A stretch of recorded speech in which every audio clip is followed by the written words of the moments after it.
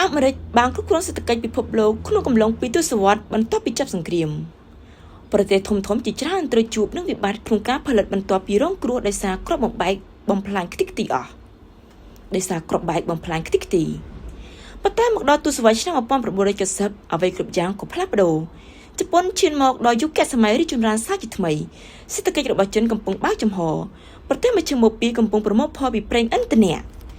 ការផ្សំបញ្ចូលគ្នារវាងផលសំណាងពីការមានប្រៀបផ្នែកសេដ្ឋកិច្ចនិងវប្បធម៌ដែលផ្សព្វផ្សាយដល់មនុស្សនៅក្នុងជំនាន់ដ៏អស្ចារ្យបំផុត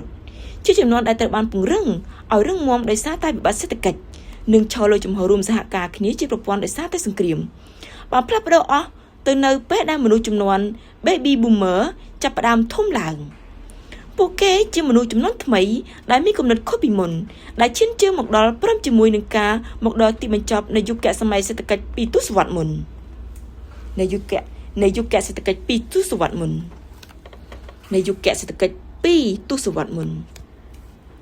អ្វីគ្រប់យ៉ាងដែលតទៅនឹងហិរញ្ញវត្ថុគឺទិន្នន័យដែលស្ថិតក្នុងបរិបទនៃក្តីរំពឹង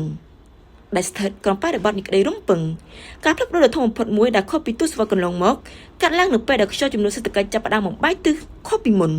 ហើយមានភាពមិនទៀងទាត់ប៉ុន្តែក្តីសង្ឃឹមរបស់មនុស្សនៅតែចាក់ឫសយ៉ាងជ្រៅនៅក្នុងវប្បធម៌ស្មើគ្នាបន្ទាប់ពីចាប់សង្គ្រាមខ្ញុំមិននិយាយអំពីភាពស្មើគ្នាផ្នែកចំណូលទេបើទោះជាវាមានពិតមែននៅពេលនោះ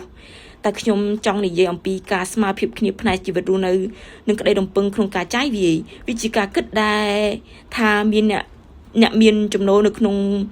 ភាគរយទី50មិនគួរមានជីវិតខុសគ្នាពីអ្នកដែលនៅភាគរយទី80ឬ90ឬក៏អ្នកខ្លះដែលនៅភាគរយទី99ដែលមានជីវិតល្អជាងនេះតែនៅតែប្រើជីវិតក្នុងលំនាំដូចអ្នកខ្លះដែលនៅភាគរយទី50ដែលរឿងនេះអាចយល់បានវាជាអ្វីដែលអាមេរិកមានរហូតមកក្នុងកំឡុងឆ្នាំ1945ដល់ឆ្នាំ1980វាមិនសំខាន់ថាអ្នកគិតថាវាជារឿងខុសឬត្រូវឬខុសសិលធម៌អីទេវាគ្រាន់តែជារឿងអ្វីដែលកើតឡើងនៅពេលនោះមិនសំខាន់ថាអ្នកគិតថាវាជារឿងត្រូវឬខុសសិលធម៌ទេវាគ្រាន់តែជាអ្វីដែលកើតឡើងនៅពេលនោះក្តីរំពឹងតែងតែដើរយឺតជាងការពិតជានិច្ចការពើផ្នែកសេដ្ឋកិច្ចនៅកំឡុងឆ្នាំដើមទសវត្សរ៍ឆ្នាំ1970រហូតដល់ចុងសតវត្សរ៍ទីឆ្នាំ2000គឺការរីកចម្រើននៅតែបន្តទៅមុខតែវាកាន់តែមិនស្មើភាពគ្នាលើដើមក៏តែរំពឹងរបស់មនុស្សក្នុងការប្រៀបធៀបជីវភាពរស់នៅរបស់ខ្លួនជាមួយនឹងអ្នកជិតខាងមិនផ្លាស់ប្ដូរគាត់ក្តីសង្ឃឹមក៏នឹងក្តីរំពឹងរបស់មនុស្សក្នុងការប្រៀបធៀបជីវភាពរស់នៅរបស់ខ្លួនជាមួយអ្នកជិតខាងមិនបានផ្លាស់ប្ដូរ